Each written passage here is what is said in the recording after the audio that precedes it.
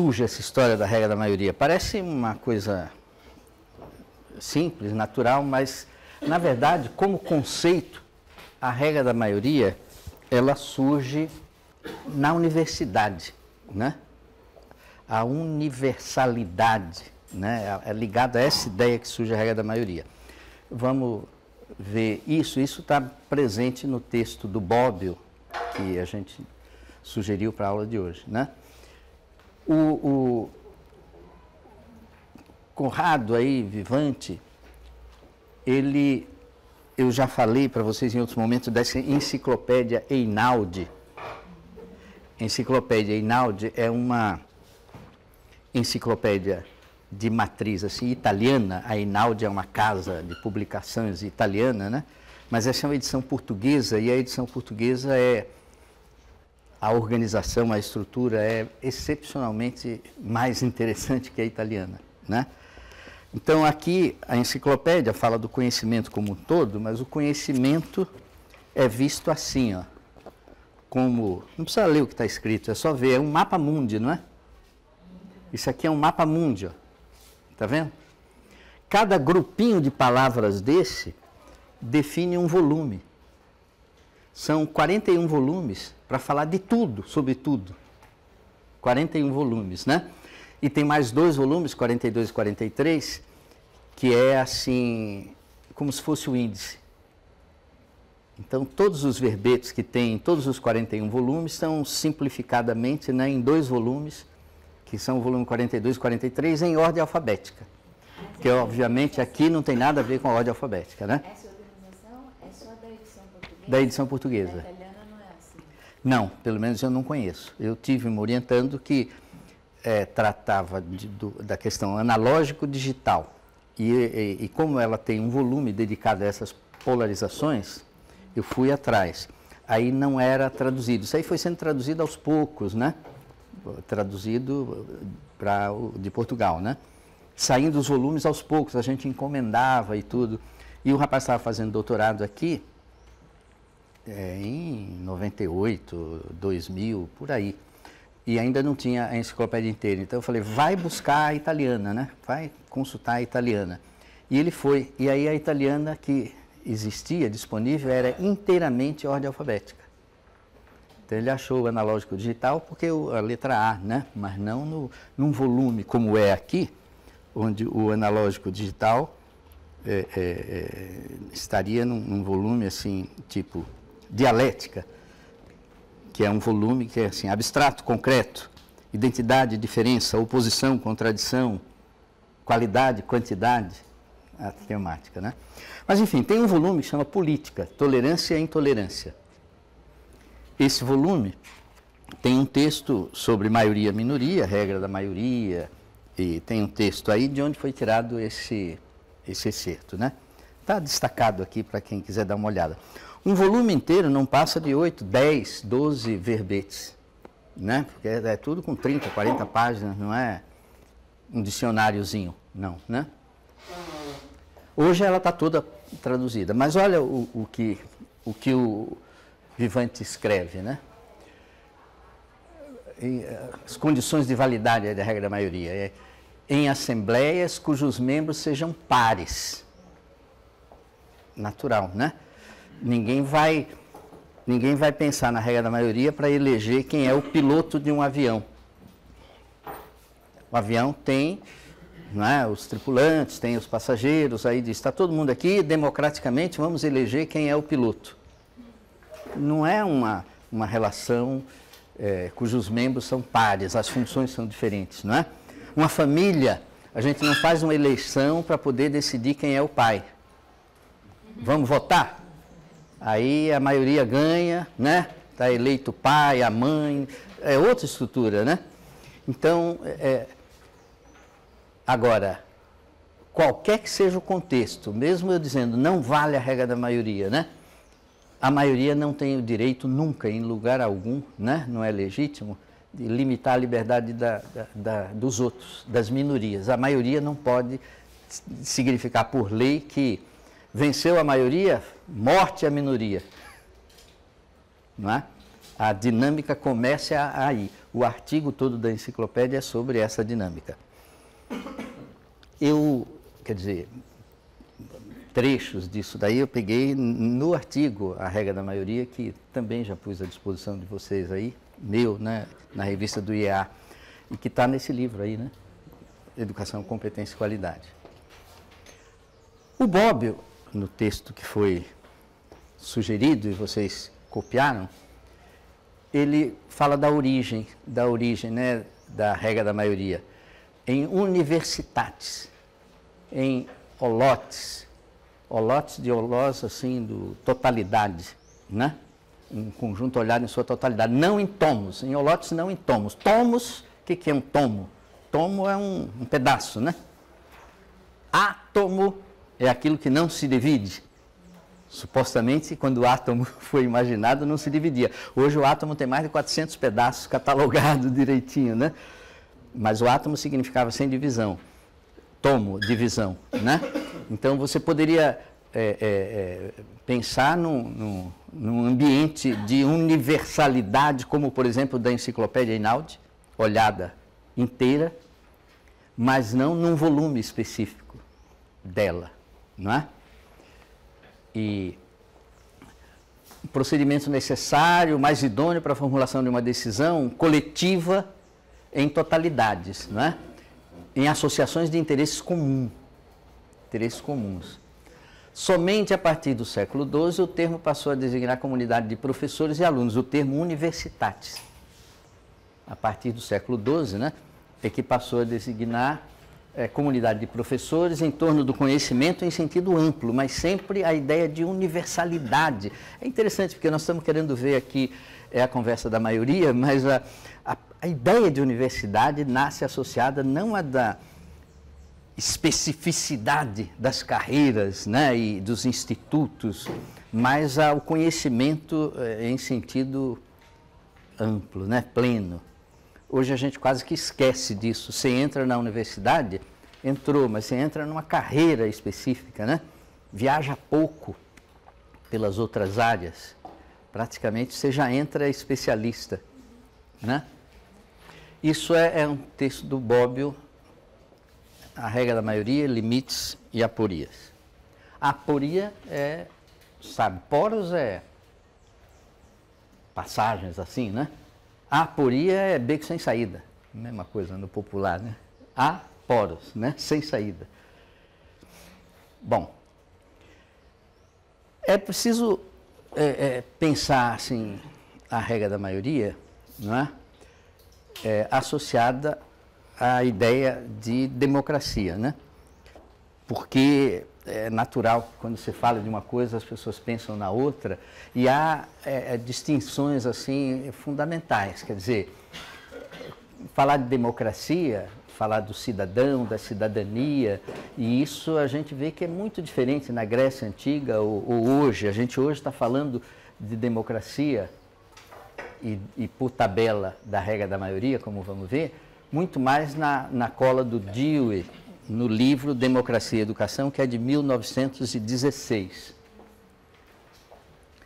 Quer dizer, quando se pensa nessa relação entre iguais, para poder entre pares, para poder valer a regra da maioria, a concepção de pares aí é diante da lei. Não é igualdade, porque todos são iguais perante a lei, perante a norma. Então, pares nesse sentido, né? Na distribuição, atribuição de papéis, não é? Então, e isso, claro, envolve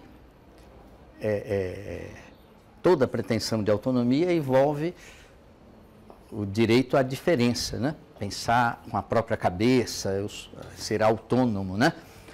Ter consciência dos limites. Então, essa pessoalidade está diretamente relacionada com a questão de respeitar a norma, dos âmbitos da igualdade, como são os âmbitos da cidadania. E, enfim, direitos e deveres articulados, casados. Agora, é muito importante ver que, apesar da associação ser natural entre democracia e regra da maioria, em nenhuma democracia a única coisa que decide, quer dizer, o critério de validação, de autorização das ações é a regra da maioria. Por exemplo, você elege o presidente. Você não elege os ministros. Nenhum ministro é eleito, né? Isso em todas as democracias. Não estou falando especificamente do nosso caso, né? Por quê? Porque você elege alguém que pensa universitatis, a universalidade, né? E aí, todos são iguais como cidadãos. Aí, os cidadãos se reúnem, votam, e aí, né, elegem o que vai comandar. Tudo bem. Agora, ele vai organizar, estruturar, não é? E nessa estruturação, você pode ter 10 ministérios, 40 ministérios, 30 ministérios, não é? Secretarias e não sei mais o quê. E aí são partes específicas, não são universalidades, né? São partes específicas. E essa especificidade de cada parte é que leva para outro lado, que não o da pura eleição. Por isso que pega tão mal, assim, soa tão mal, você vê quem é que foi indicado ministro da Educação. Ah, foi um acordo com tal partido e não sei o quê. Mas isso é uma função que tem que ser uma função de competência, uma função daquele tomo, não uma função de universalidade ali, de partilha do poder, não é? Ou da saúde, eu estou falando de educação, mas da saúde, ou o ministério, de um modo geral, o critério precisava ser outro, não barganha, não porque seja indesejável negociar. Negocia, mas negocia em função dos projetos e tudo, não em função de cargo, de distribuição assim de cargo. Então, a democracia não é sinônimo de regra da maioria. Está associada, a regra da maioria está associada como um critério de legitimação, é um critério com muitos flancos para serem discutidos, não é? São os critérios de representação, né? Como é que se organiza. Tá bom, todo mundo vota, mas o que é um voto? O que é um voto? O voto pode ser a coisa mais intolerante do mundo. Voto, não é? O voto é intolerante quando você diz o meu candidato é bom, o resto é uma porcaria. Não é? Isso é a oficialização da intolerância. E um voto é um voto no sentido pleno, né, e puro da palavra, quando ele significa uma ordenação das preferências. Olha, o que eu escolho é esse. Se não fosse esse, seria esse. Se não fosse esse, seria esse. Aí você faz uma ordenação das preferências. Não é? Aí você está levando em consideração todos os outros, né?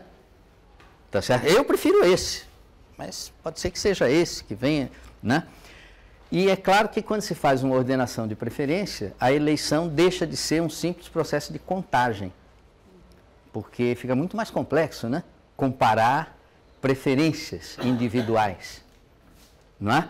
Isso é o tema da semana que vem, os critérios aí de comparação. Essa diversidade de sistemas eleitorais, essa diversidade de sistemas de representação, né? Isso, vocês veem que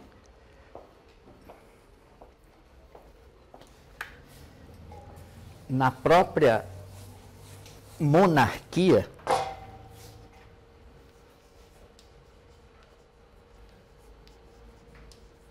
há uma tomada de posição assim nítida em relação à distribuição da autoridade, né, que o governo representa no que se refere aos sistemas de representação. Porque, vocês lembram do Kojève, falando sobre os 4 tipos de autoridade, a autoridade do juiz, a autoridade tipo juiz, a autoridade tipo professor, a autoridade tipo pai e a autoridade tipo chefe, não é? Chefe. A autoridade tipo pai é uma autoridade sempre ligada ao passado, à responsabilidade por ter iniciado lá atrás. Não existe ex-pai, não é? A autoridade do chefe é uma autoridade sempre ligada à premência, ao presente, à tomada de decisão, à responsabilidade pela tomada de decisão. Às vezes é mais fácil você empurrar com a barriga, às vezes é mais fácil você não decidir, né? Fácil, mas não é responsável, é não assumir a responsabilidade, né? Então, a autoridade tipo pai, a autoridade tipo chefe. A autoridade tipo professor é voltada para o futuro. Quando fala tipo professor, inclui a educação, mas não é só a educação. Na divisão de poder no Estado, o legislativo é que desempenha essa autoridade tipo professor, que é o criar as leis que prefiguram, não é, o futuro. Criar a lei que vai regular, né? Que vai mudar ou que vai conservar, mas, então, passado, presente e futuro.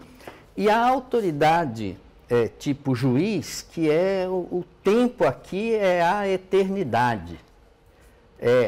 O juiz não pode estar impressionado com decidir em função de prazo, em função de interesse assim ou assado. A eternidade que eu digo é uma ideia genérica, geral, assim, de justiça. A preocupação é em tomar a decisão justa, não é? É uma coisa atemporal, não é a conveniência do contexto, a pressão da mídia que decide tudo. Isso é autoridade tipo juiz. Qualquer autoridade é um mix, é uma combinação dessas coisas. Você, como pai, desempenha essa função também, né? Como pai, tem que tomar decisões assim, não é? Julga. Ah, eu não julgo. Não julgueis para não ser julgado. Sim, tudo bem, não julguei, mas não assumis a responsabilidade também, né? Porque se assume a responsabilidade, quem assume a responsabilidade tem que julgar. Né? Eu me abstenho, eu lavo as mãos, eu não julgo, mas também não me meto. Né? Agora, em ambiente em que eu posso fazer isso, tudo bem. Em ambiente em que eu não posso abdicar da responsabilidade, se eu não julgar, eu estou prevaricando, não é? Que é o crime. Pois bem, eu falo assim, numa democracia em geral, aqui isso está associado ao poder legislativo, isso aqui é o poder executivo, isso aqui é o poder judiciário. Não é? Assim se faz a tripartição dos poderes, a independência dos poderes é que é fundamental, um não tem que estar interferindo no outro, não é? Tem um monte de coisa, quando o presidente indica isso, é o tipo da coisa que a indicação devia ser de natureza assim, profissional, né? Indicar a partir do que a OAB sugere, ou o CRM, ou sei lá o quê, enfim, as organizações profissionais tinham que ter um poder nessa representação, né? Mas há uma interferência do executivo, né, direta nisso. Agora, isso aqui fica de fora. Isso aqui fica de fora das democracias, né, das repúblicas, em sentido moderno. Essa autoridade tipo pai fica de fora. Qual é a marca dos regimes monárquicos? É reinstalar essa autoridade. A autoridade, se entenda tipo pai, é tipo família, né? A família real. Evidentemente é uma coisa de natureza simbólica, é um conto de fadas, mas é para ser isso mesmo, não é para ser mais do que o simbolismo.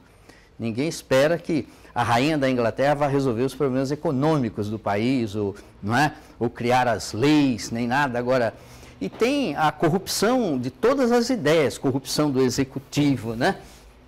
Tá certo? A corrupção disso, a corrupção de tudo, inclusive disso daqui. Mas o que legitima existirem os monarquistas, até hoje, até aqui no Brasil tem monarquista, né? Gente que tenta se organizar em partido, é a defesa na estruturação do poder, de se ter, como falava o Kojève, uma autoridade que represente esses valores ou essa matriz da organização na sociedade.